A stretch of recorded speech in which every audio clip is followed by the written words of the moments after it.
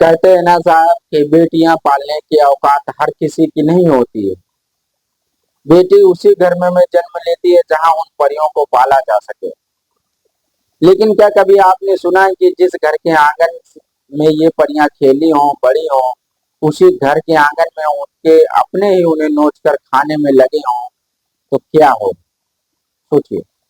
जो बेटी अपनी आखिरी सांस तक अपने पिता को लेकर चिंतित रहती है, अगर वही पिता उसको माँ बनाने में आ जाए, तो सोचिए उसके दिल पर क्या बीतेगी।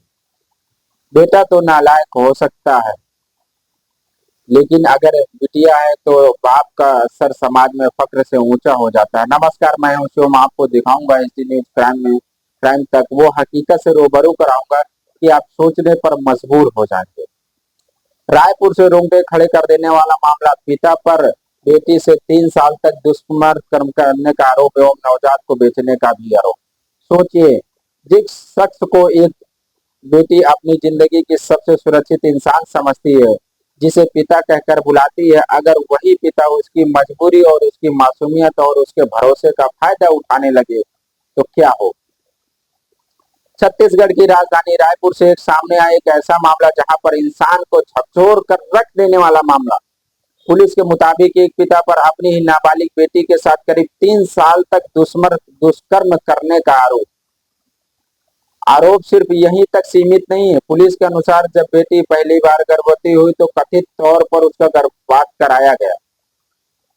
लेकिन कहानी यही खत्म नहीं हुई।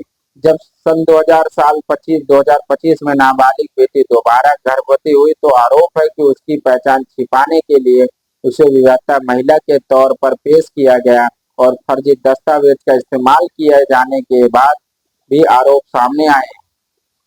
जब उसने सनसनी के सामने आया, डिलीवरी के बाद उस नवजात बच्चे को कथित तौर पर किसी दूसरे व्यक्ति को बेच दिया गया। मामला पुलिस तक पहुंचा तो जांच शुरू हुई और अब तक 6 लोगों की गिरफ्तारी भी की हो चुकी है। लेकिन सबसे बड़ा सवाल है कि आखिर इस पूरे मामले के पीछे कौन कौन लोग थे? नाबालिग की पहचान बदलने के लिए फर्जी दस्तावेज किसने तैयार किए? नवजात बच्चा किसके पास गया? क्या इस पूरे मामले के पीछे कोई बड़ा नेटवर्क काम कर रहा है? आज की इस रिपोर्ट में आपको बताएंगे इस पूरे मामले की एक एक वो पल, एक एक वो परत कि शायद आप कल्पना नहीं कर सकते। 3 साल तक चलता रहा कथित अपराध। पुलिस के मुताबिक मामला रायपुर से जुड़ा है। पीड़ित नाबालिग है। आरोप है कि उसके अपने पिता ने ही करीब 3 वर्षों तक उसके साथ दुष्कर्म किया। और ये भी आरोप इसलिए बेहद गंभीर है क्योंकि जिस व्यक्ति पर परिवार की सुरक्षा की जिम्मेदारी होती है, उसी पर अपनी ही बेटी के साथ यौन शोषण करने का आरोप लगा। पीड़िता कथित तौर पर डराया धमकाया भी गया। पुलिस के अनुसार उसने घटना के बारे में किसी को बताने पर जान से मार देने की धमकी भी दी जाती थी। यानी एक तरफ कथित अपराध और दूसरी तरफ धमकी की डर। इसी वजह से मामला लंबे समय तक सामने नहीं आ सका। पहली बार गर्भवती हुई तो गर्भपात कराया गया उसका।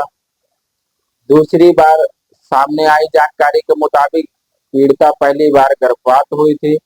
इसके बाद कथित तौर पर उसका गर्भपात करा दिया गया था।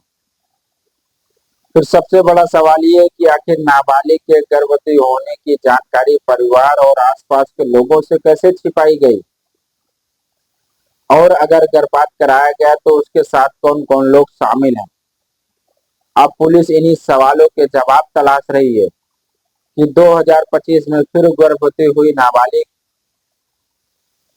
की मामला सामने चौंका देने वाली बात इसलिए कड़ी सामने आई है कि पुलिस के मुताबिक जब 2025 में वो नाबालिग पीड़िता दोबारा गर्भवती हुई, लेकिन इस बार कथित तौर पर उसकी पहचान छिपाने की कोशिश की गई और आरोप है कि नाबालिग को विवाहिता महिला के रूप में पेश करके उसकी डिलीवरी कराई गई थी।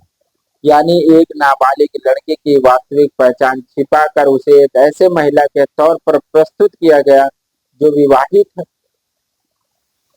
क्या गजब प्लानिंग! क्या जांच का एक बड़ा सवाल दस्तावेज को लेकर भी है। फर्जी आधार कार्ड का आरोप। पुलिस के अनुसार पीड़ित की पहचान छिपाने एवं दस्तावेज बनाने से लेकर हेर फेर तक फर्जी आधार कार्ड का इस्तेमाल किया गया।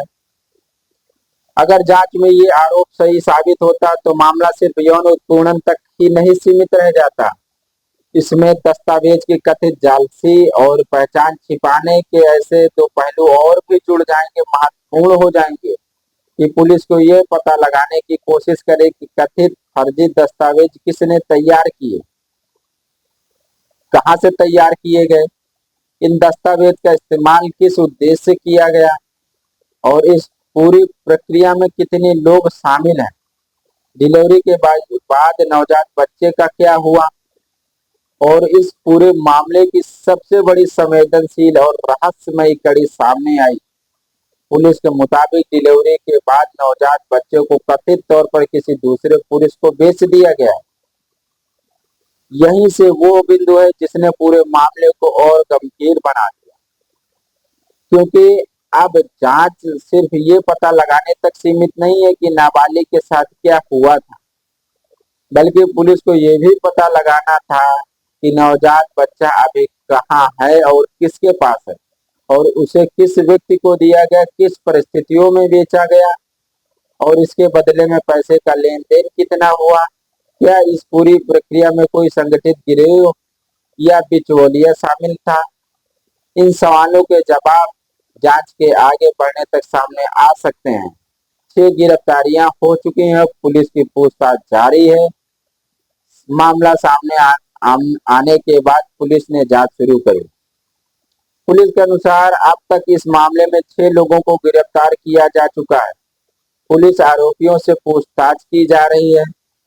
पुलिस ये समझने की कोशिश कर रही है कि इस पूरे घटनाक्रम के किसकी क्या भूमिका थी इसमें। किसने नाबालिग की पहचान छिपाने में मदद की, किसने कथित तौर पर फर्जी दस्तावेज तैयार कराए, डिलीवरी की व्यवस्था किसने कराई। बहुत सारे सवाल, बहुत सारे जवाब आने बाकी हैं और नवजात को कथित तौर पर दूसरे व्यक्ति तक पहुंचाने में कौन व्यक्ति शामिल था। इन तमाम सवालों के जवाब जांच के आने के बाद ही होंगे क्लियर, बेहद अहम होंगे। एक बच्चे की खामोशी के पीछे इतनी बड़ी कहानी, इस पूरे मामले को सिर्फ एक आपराधिक घटना के तौर पर देखना शायद पर्याप्त नहीं होगा, क्योंकि ये एक नाबालिग बच्ची की बात सामने आती है कि एक ऐसी बच्ची जिसके पास कथित तौर पर अपने ही घर में सुरक्षित महसूस करने का अधिकार था, लेकिन पुलिस के आरोप के मुताबिक उसको उसी के घर में कई वर्षों तक अपराध उसके साथ होता रहा।